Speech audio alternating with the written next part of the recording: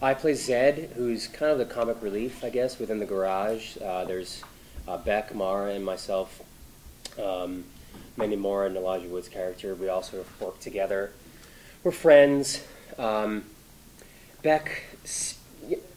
Elijah's character talks about, I mean, he's our moral compass. He's the heart of the show, and he talks about really heavy things. Like he is sending the message to the teenage, like that's the Disney message. Like, stand up for what's right. Don't be afraid to be yourself. So my character sort of comes in and has like a little bit of comic relief and levity to that world, and has this enormous crush on Mandy Moore's character, which isn't hard to play. And then throughout the series, he sort of changes as he's the one. Beck is the renegade and fights against what's happening, and Zed doesn't want to fight. He just wants to listen. If we just put our heads down and just say follow what they say and don't push back and don't rebel, we'll be safe and we'll be okay. And the renegade is causing too much problems. And I like that throughout the series that changes. And he has this different opinion than Beck does about the renegade. And I like that he's sort of the darker side. You know, he's almost for the side of evil, and that changes towards the end. But he starts out as being light and funny, and then he develops this kind of strong personality and point of view, which is fun to play. As the comic relief, do you get to go off script and try some, whatever kind of inspires you to make it a little funnier? Yeah, you can in the original recording, but once the animation is set, it's sort of all over. So they pushed me to do that in the original, recordings of it. And Charlie, the director, is so good at talking to voice actors, and it's something I've never done before. I was the voice of a network for a year or two, but I wasn't voicing a character. This is the first time I was voicing a character. And so I needed guidance, because it wasn't something I had a lot of experience with. And Charlie was able to say, like, don't be afraid. Like, be confident, push it, take a risk. And so I was doing that in the room, and I was getting laughs in the moment, so we'll see if that'll translate. But it was really fun, really, really fun to do. Really so how'd you like your first voice acting experience, and what kind of motivated you to give it a shot? I don't like how my character looks. I don't like his hair. He's an ugly person. Zed is an ugly person. No, it's it was fun. I mean, I'm a huge Tron fan. I'm a child of the '80s, so I grew up with like the game, like playing the game on like the Atari. And if you're into, sort of fantasy and like this, like it's part of your, Tron is part of your cultural vocabulary, I guess, So it was always present. And so when I knew that they were doing a series, I called my voice agent like immediately. It was like, I don't know, get me in this room. I want to be in this room. This is a job that I would kill for, and was lucky enough to get it. And the experience was really fun. I really enjoyed recording with the other actors. It wasn't always that way because it's hard to negotiate everyone's schedules. But being in a room with Mandy and Elijah and all of us working off each other in the moment was really fun. And it's also really great, you realize that you don't have your hands or your body or your face, all you have is your voice. So you sort of take that for granted when you're acting, just normally. So it made me work that muscle and do like much more specific work, with my voice as opposed to the rest of me. So that was a challenge. That was like a big challenge. And it's also incredible how enormous this is. Like, television takes 8 days to shoot. A movie may take 3 months to shoot. We started this, the first reading was like 2 years ago.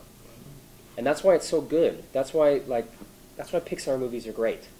There's no rush. Like, let's get this right. Let's make mistakes and fix them and take our time creating this perfect product. And it's the same with this series. Disney's super behind it. And as a performer in a series, like on a TV show or a movie or whatever, whether or not the people who are supporting you support you, Disney is behind this like full bore.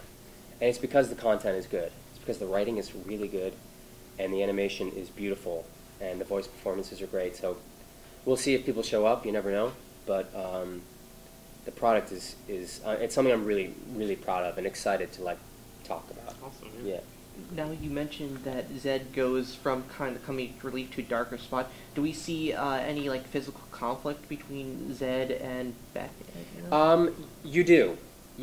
But Zed doesn't really know it because it's the Renegade, and he's able to sort of square off with the Renegade and sort of give him a piece of his mind and saying like, you're ruining it for all of us. Like, you have to follow. We have to be safe, and we can't step out of line. Mm-hmm. But there's I don't want to get. I've already said too much.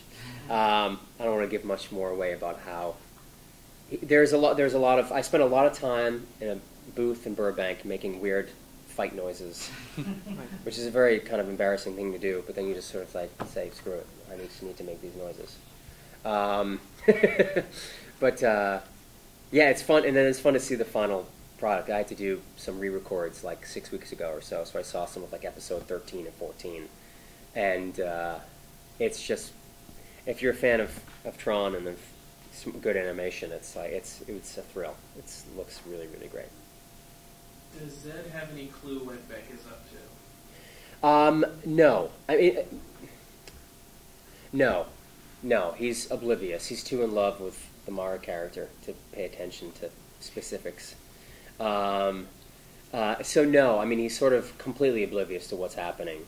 I think Abel knows. Reginald Johnson plays Abel, and I think he sort of has an idea of what's happening a little bit, and that's revealed as the series goes on. But no, he's more sort of caught up with himself. But I talked to Charlie early on when I first saw like the animatic and the drawing of this character, and I was like, he needs to. Can we send him to a hair salon in the grid? Is there a hairstylist in the grid that he can get a haircut from? But yeah, I could answer that question fully, but I'll wait till you see the show. Yes. When you're developing the voice for that, your character saying, "This is my Zed voice." Yeah. What are the mechanics to get you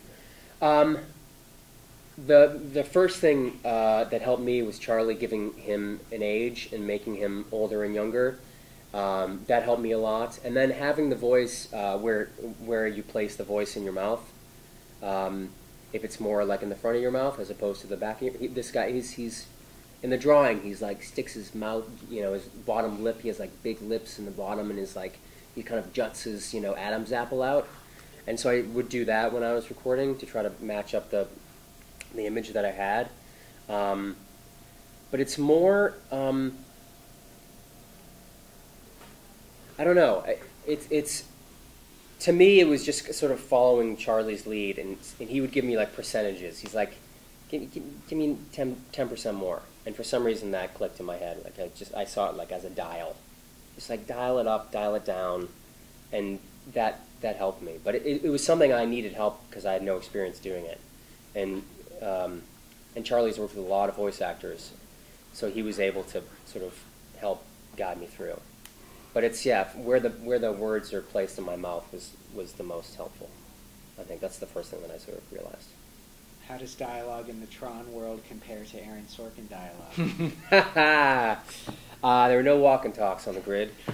There are no politics. Well, there's politics in the grid. It's very strange that my first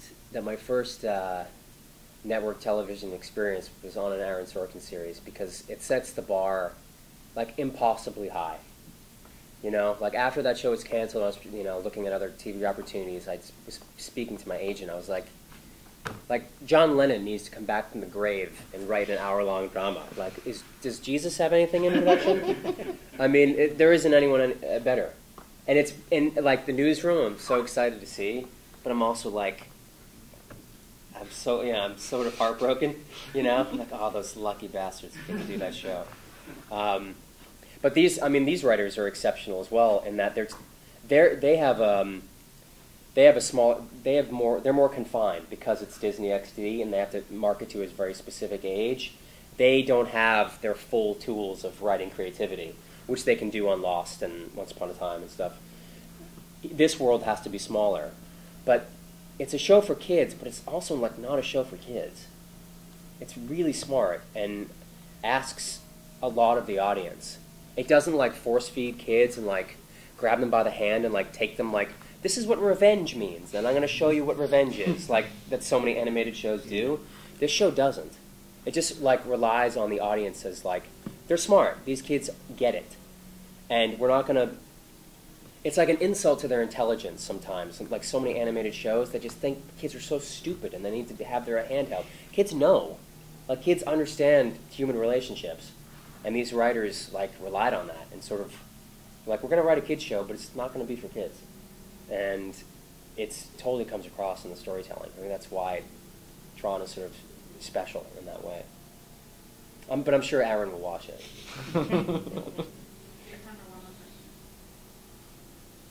Were you surprised at the level of depth that was involved in the storyline? Big time. Mythology of this? Big time. Yeah, I would leave the recording sessions and talk to my agent. I was like, this is a serious show. We're covering a whole lot of things, and I remember reading the episodes, going, man, how is this? This is for kids? We're talking about big like life questions, and I love that the creators and the writers were like unafraid to push, to make it hard, to make it smart and savvy. And I don't know if I mentioned this in this room before, but it takes 8 days to shoot a television show. Did I already tell that speech? Yes. Fantastic. I won't give it again. But yeah, I'm sort of blown away by the size of it and the scope, and I've only seen one episode, so I can't wait to see the rest of them. Yeah. Thank you, guys.